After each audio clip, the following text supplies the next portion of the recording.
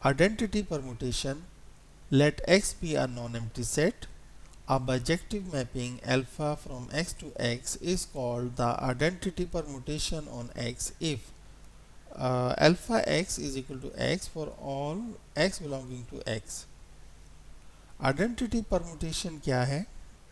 एक bijective mapping alpha है जो कि x से x पे डिफाइन किया जाता है, और ये आइडेंटिटी परम्यूटेशन इस तरह का होता है कि अल्फ़ा x जो है वो x के ऊपर मैप होगा। इसका मतलब ये है कि सेट x के तमाम एलिमेंट्स जो हैं वो अपने ऊपर ही मैप हो रहे हैं। मतलब कि अगर आप x जो है वो फॉर एग्ज़ाम्पल 1 2 3 आप ये एलिमेंट्स ले लें x के, तो अल्फ़ा 1 जो है वो 1 पर मैप होगा, अल्फ़ा 2 जो है वो 2 पे मैप होगा, अल्फ़ा 3 जो है वो 3 पे मैप होगा।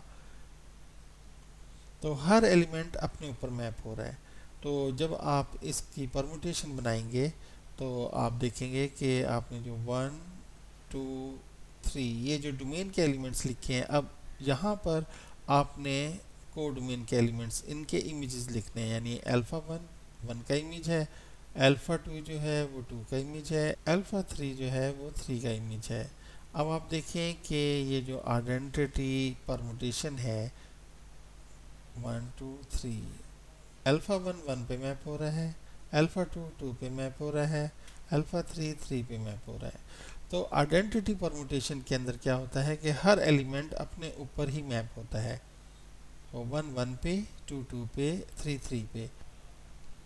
इसी तरह अगर आप देखें कि आपके पास x के अंदर n एलिमेंट्स हैं, यानी x1 x2 x3 x4 and so on up to xn, n कोई भी पॉजिटिव इंटीजर है। तो आप जब परम्यूटेशन बनाएंगे आइडेंटिटी परम्यूटेशन, तो उसमें आप एलिमेंट्स लिखेंगे x1 x2 x3 x4 x5 and so on up to xn। तो यहाँ पर जो इसकी इमेजेस हैं, यानी जो इमेज है x1 का वो आ जाएगा, यहाँ इमेज आएगा अल्फ़ा x2 जो कि x2 का इमेज है and so on up to nth image.